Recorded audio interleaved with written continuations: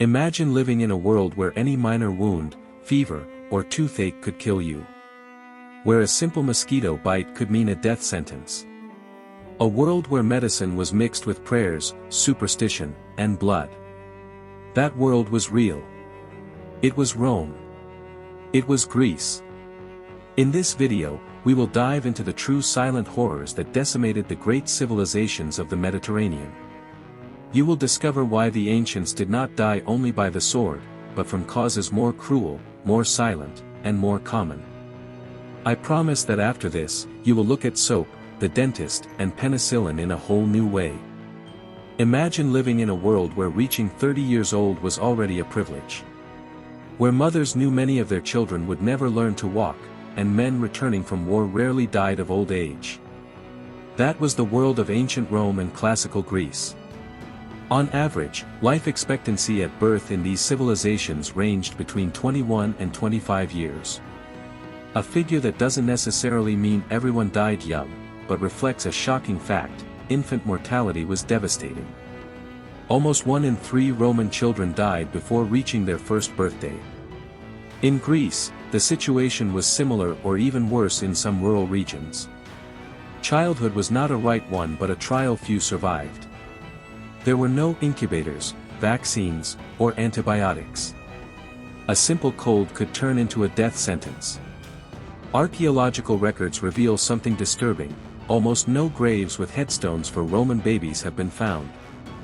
This has led some historians to suggest that parents, having lost children constantly, learned to emotionally detach in the early years. Love existed, yes, but lived under the fear that affection would soon turn into mourning. Besides precarious childhood, women faced another statistical abyss: childbirth. In an era without cesareans, anesthesia, or aseptic procedures, giving birth was a life gamble. Many women died delivering their second or third child. And those who survived mostly didn't live beyond 38 years. Maternal mortality was undoubtedly another main cause of silent death. Men, for their part, were doomed to war, exhausting physical labor, and unnamed diseases. They died from infections, poorly treated wounds, lead in the water, or sudden fevers. A peasant living to 50 was considered almost a respectable elder. But it wasn't all quick death. Many fell ill and agonized for years without proper medical care, without palliative treatment, without understanding what was killing them. Medicine was rudimentary, still dominated by magical religious thinking, where an ailment could be interpreted as a punishment from the gods. Seen from today, it would seem like hell. Yet this was the setting where some of the greatest philosophical, scientific, and artistic ideas in history flourished. It's as if humanity, at the edge of the abyss, developed its highest spirit while its body was besieged by death. And maybe that's why today, more than 2,000 years later, it's worth looking back. To understand that living past 70 years, with clean water, vaccines, hospitals, and even a toothbrush, is not normal. It's a privilege. In imperial Rome and ancient Greece, falling ill was the first step toward death. Without antibiotics, vaccines, or effective hygiene protocols, any infection could escalate to become lethal. And the scariest part, the enemy was invisible, had no face, no shape, no cure. Although the Romans pioneered aqueducts and sewer systems, water quality was not monitored or treated. Water came, yes, but accompanied by sediments, microbes, and bacteria. A promise of life that often brought disease. Rome had an impressive sewer system, the famous Cloaca Maxima, but sanitation was more aesthetic than functional. The goal was to hide odors, not eliminate pathogens. And public latrines, though a step ahead of other civilizations, were hotbeds of massive contagion, where dozens shared the same space without any sanitary protection. Added to this were dangerous practices that today would be unthinkable: using feces as fertilizer, sharing bathtubs without changing water for days, and living among garbage, dampness, and uncontrolled animals.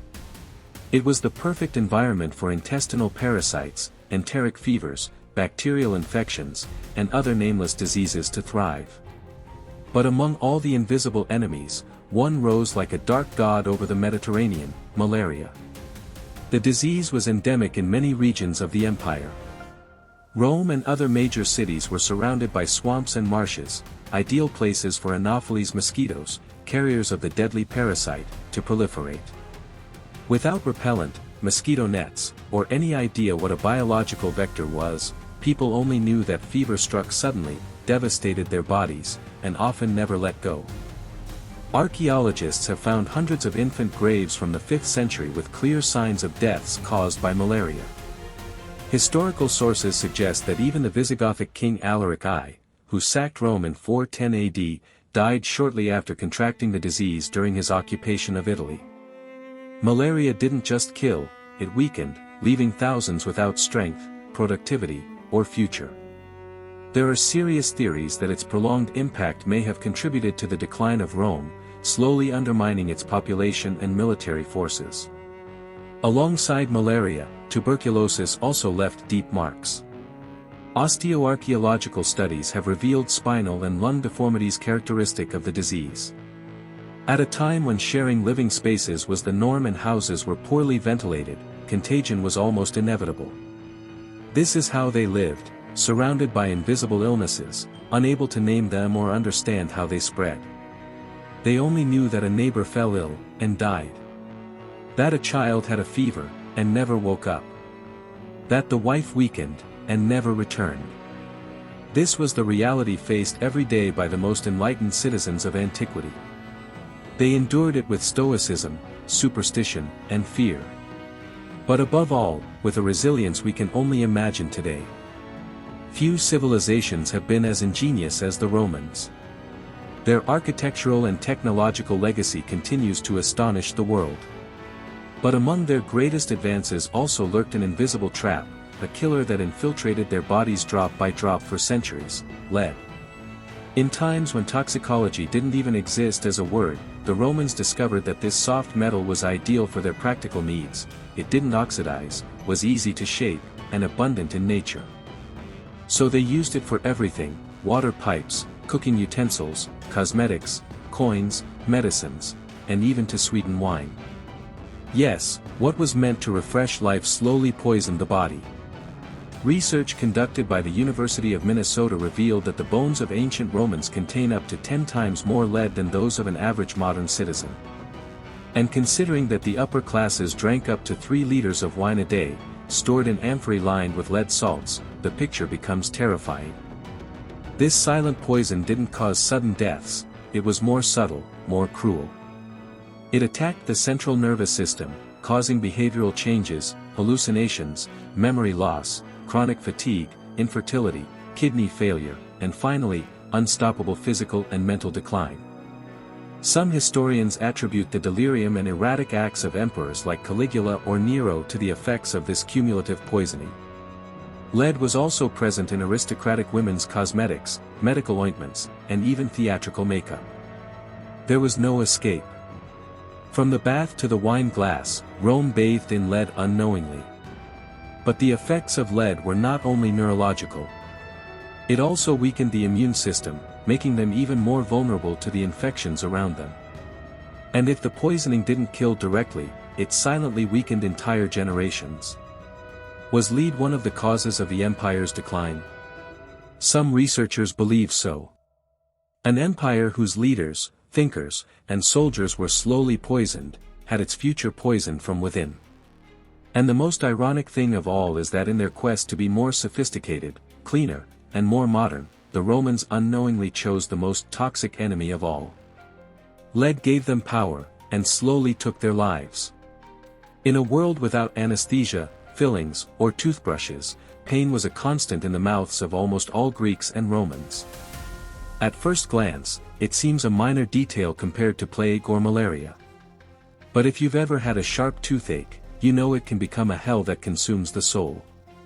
Romans, especially the poor, had an almost exclusive diet based on wheat bread.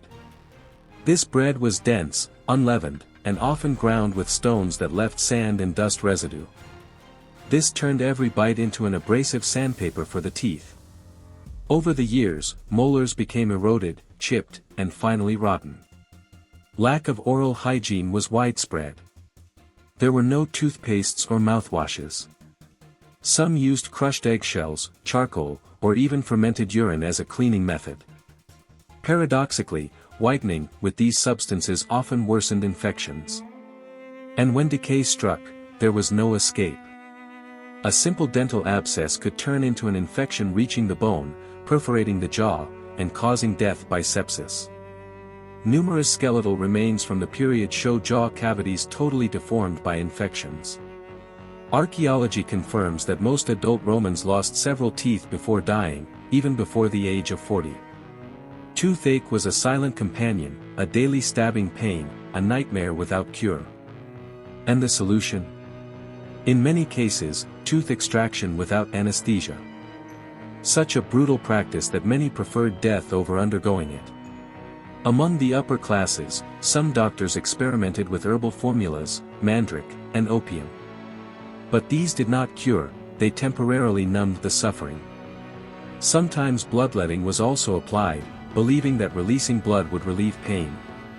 The result was a population living amid murmurs of suffering. Silently. Without too many complaints. Because in the ancient world, pain was not an exception, it was the norm.